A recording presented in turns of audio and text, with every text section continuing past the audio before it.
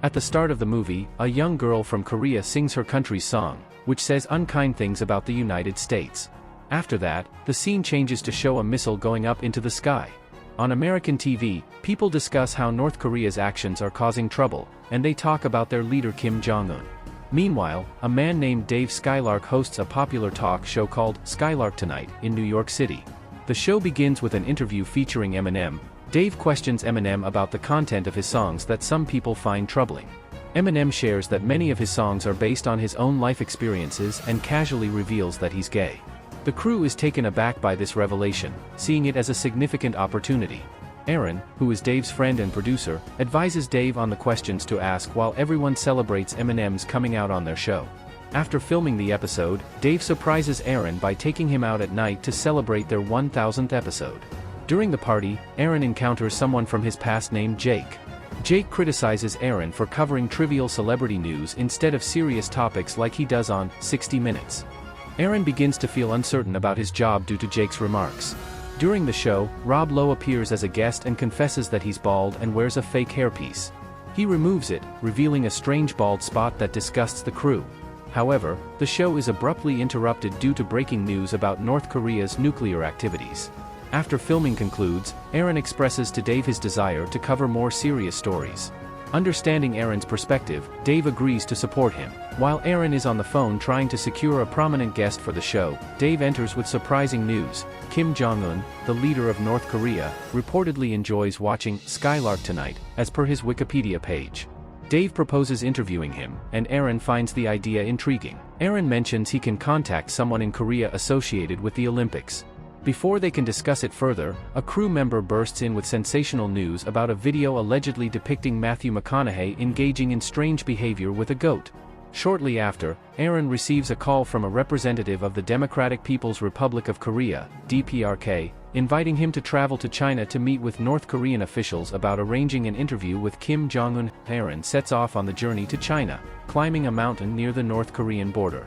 Exhausted, he collapses and later wakes up to the sound of a descending helicopter. North Korean soldiers appear, accompanied by a woman named Suk. Suk gives Aaron instructions for the upcoming meeting with Kim, including providing scripted questions for Dave to ask. After briefing him, they leave Aaron alone on the mountain with only a small bottle of water. After returning to New York, Aaron shares his intense experience with Dave and the studio crew. Dave, thrilled by the opportunity, impulsively announces on live television that he has secured an interview with Kim Jong-un. His declaration sparks criticism from other TV hosts like Seth Meyers and Bill Maher, but Dave brushes off their comments as jealousy. Later, Dave and Aaron indulge in ecstasy, leading to a wild party at their place. The next morning, CIA agents Lacey and Botwin pay them a visit.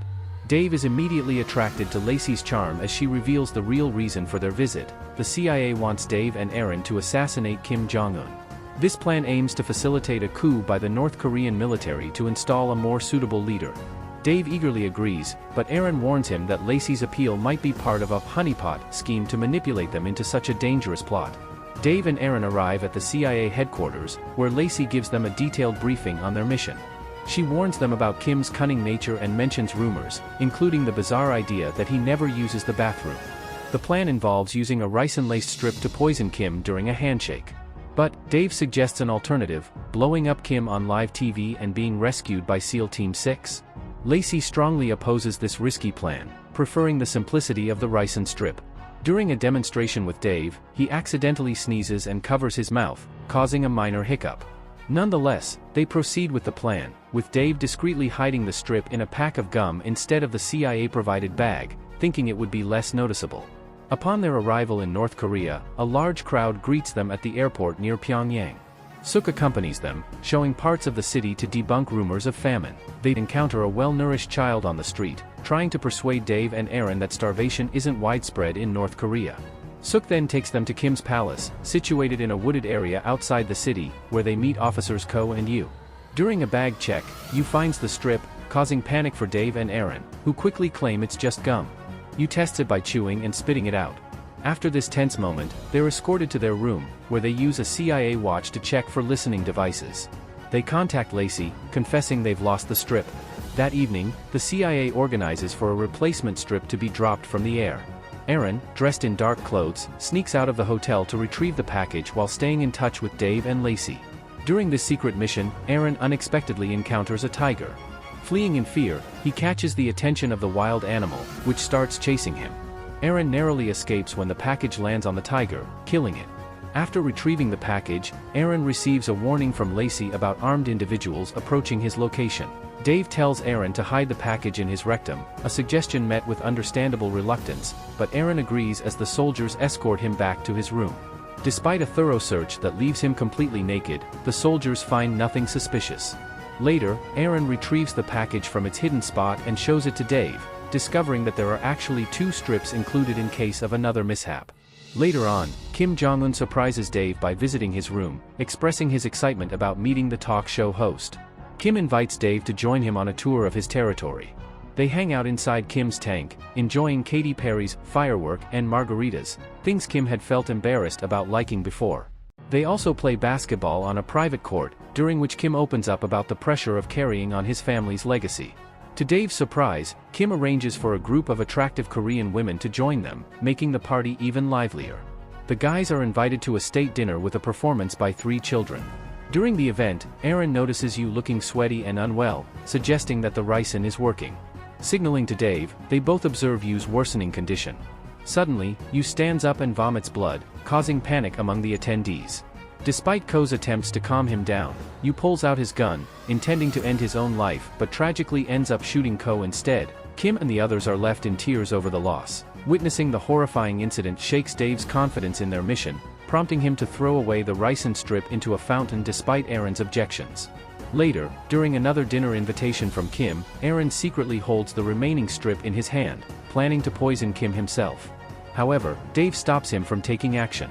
During the dinner, Kim's charming facade fades away, revealing his true aggression and fondness for violence as he threatens nuclear retaliation against his enemies following the deaths of his officers. Filled with fear, Dave leaves the dinner feeling disturbed. As he walks through the streets, he comes across the fake supermarket, realizing that the elaborate facade extends beyond the dinner charade. Dave's trust in Kim is completely shattered. Suk visits Aaron in his room as he struggles to remove the strip from his hand. They both admit to being attracted to each other and start getting intimate. However, their moment is interrupted when Suk confesses that she lied to Aaron about potato growth. Their encounter is further disturbed when Dave unexpectedly enters the room. Dave expresses his increasing distrust of Kim and accidentally reveals the assassination plot to Aaron. Suk comes out of hiding, sharing her own dislike for Kim and her plan to use the interview to reveal his weaknesses, thus challenging his revered image among his people. As the interview time nears, Kim and Dave get ready while Aaron and Suk manage the control room. Kim gives Dave a puppy as a gesture of goodwill, reminding Dave of his cherished old dog. The interview is broadcasted to audiences in both the United States and North Korea. Dave starts with prepared questions about Kim's life and upbringing, gradually moving to more sensitive topics like the issue of starvation among his people.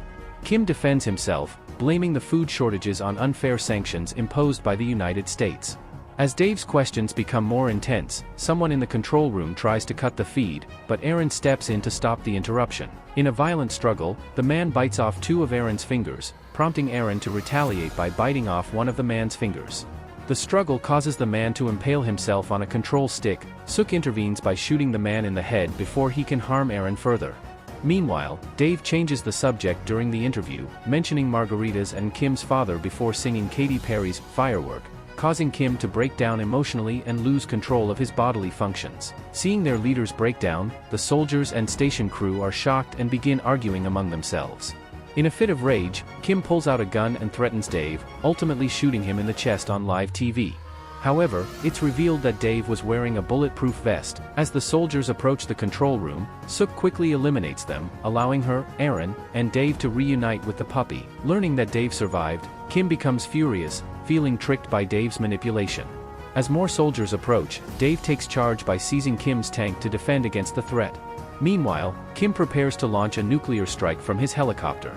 In a tense showdown, Dave aims the tank at the helicopter and fires an RPG, causing a massive explosion that eliminates Kim and prevents the nuclear launch, narrowly saving the day. Suk leads Dave and Aaron to a mining tunnel that will take them westward to the coast for escape. Before parting, Suk and Aaron share a passionate kiss.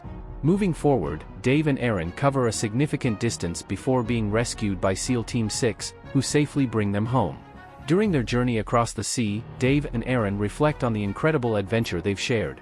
Upon returning, Dave decides to write a tell-all book documenting their extraordinary mission. Meanwhile, North Korea is depicted as prospering, with the start of democratic elections underway. Despite the distance, Aaron stays in touch with Suk through Skype, cherishing their connection.